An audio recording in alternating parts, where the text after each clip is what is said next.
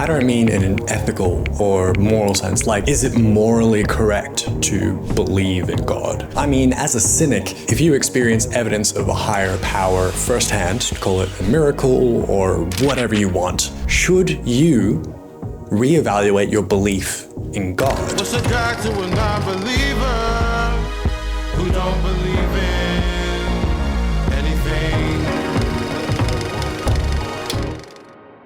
The thought struck me the other day while I was having a nice stroll in the sun, appreciating my neighbor's lush garden, the beauty of all the creatures that inhabited, the birds and the bees and the butterflies. Finally, I'm a beautiful butterfly! And for a second, I understood how someone could believe in intelligent design. The idea that some deity or deities meticulously handcrafted the world that we live in. All these complex, intertwined ecosystems that naturally wax and wane, thrown out of balance when man starts to meddle with God's creation. Do you think God stays in heaven because he too lives in fear of what he's created? We've seen plenty of that here in Australia. Queensland is particularly well known for the plague of cane toads, introduced from the Americas in 1935 to control the cane beetle population. In the nearly 100 years since their introduction, cane toads have devastated the northeast coast of Australia, poisoned other wildlife, and best of all, have had zero measurable impact on the population of cane beetles that they were introduced to prey on. Is this an example of intelligent design being interfered with? An unknowable entity that developed a system so complex and delicate that mankind could never fully comprehend it, let alone tamper with it? I don't think it's insane to say yes to that. I mean, I think that's the wrong answer, but there's a beauty in believing that it was lovingly crafted by some almighty hands, like you did with your Sims on the family computer in 2006. I know what you did. I know you made her go swimming and then removed the ladder. You're a sick What about an act of God? A greater power intervening in mortal affairs. In the real world, we have a legal definition for act of God. An unforeseeable natural phenomenon which involves no human agency and could not have been prevented by any amount of foresight or planning. Struck by lightning? Probably an act of God. While holding a big metal stick?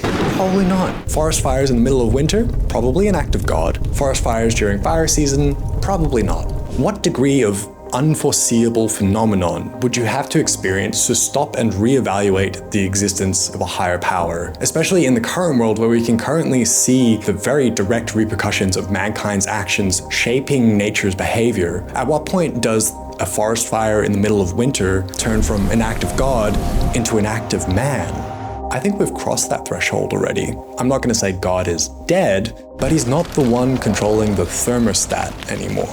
What about in fiction, where characters can witness literal, actual deities? Think about Indiana Jones's adventures, right? From the Ark of the Covenant to the other ark in the Bible. Indy's experienced multiple holy events firsthand throughout his career. He is inherently a cynic. Or as I've heard that bedtime story before. I don't believe in magic, a lot of superstitious hocus pocus. He's an archaeologist and historian, not a priest or missionary. But when you come face to face with what appears to be an example of sacred power, when do you stop being a cynic? For Jones, it appears to never really shatter his rational view of the world. Even in the most recent entry, he says, "A few times in my life I've seen things I can't explain." Which is absurdly dismissive after you've watched the Ark of the Covenant melt an army of Nazis, the Holy Grail heal your dying father, a bunch of stones summon a biblical flood,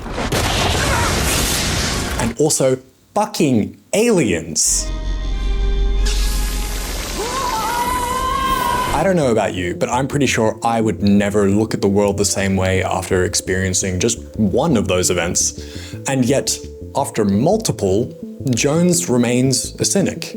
Part of that is necessity, right? Every indie adventure starts and ends the same way. The jaded historian explains the tales behind a mythical object. Yes, the actual 10 Commandments, the original stone tablets that Moses brought down out of Mount Hera have been smashed, if you believe in that sort of thing. Sets out to actually find it, and then discovers that the fairy tale mythology... Now, what's that supposed to be coming out of there? Lightning. Fire. Power of God or something. Isn't quite as fictional as he first thought.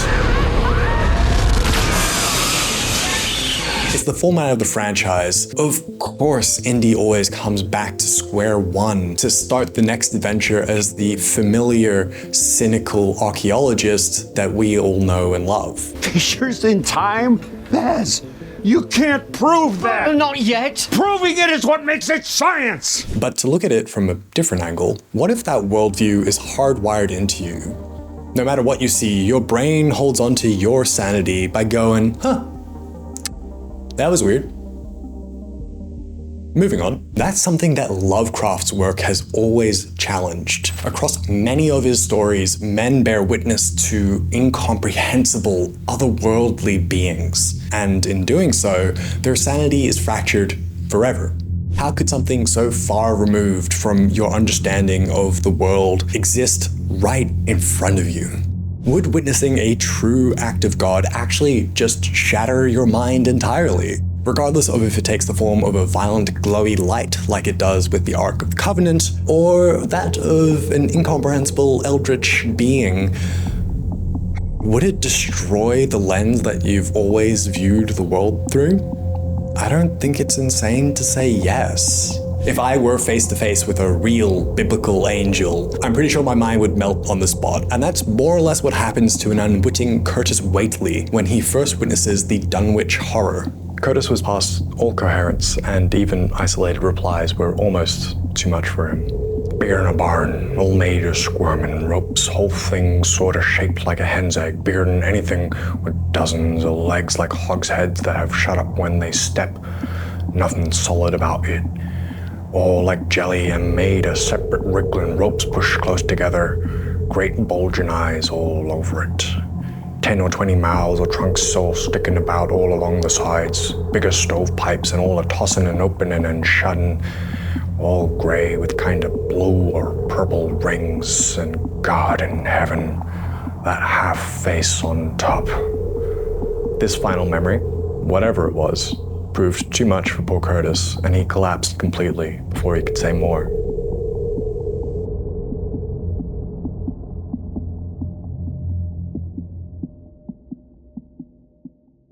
To come back around to the question that got you to click on this video in the first place, should you believe in God? Maybe a faithful believer wouldn't be driven insane by seeing their deity in the flesh. In a way, your belief acting as a shield against what non-believers would describe as impossible. Or maybe being a cynic to the core is the stable foundation required to hold on to your sanity if you were ever faced with a true act of God. On one hand, the skeptic in me believes I'll never be faced with this dilemma, so why worry about it? But there's always that bit of doubt. What if I do? I hope to God I never have to find out.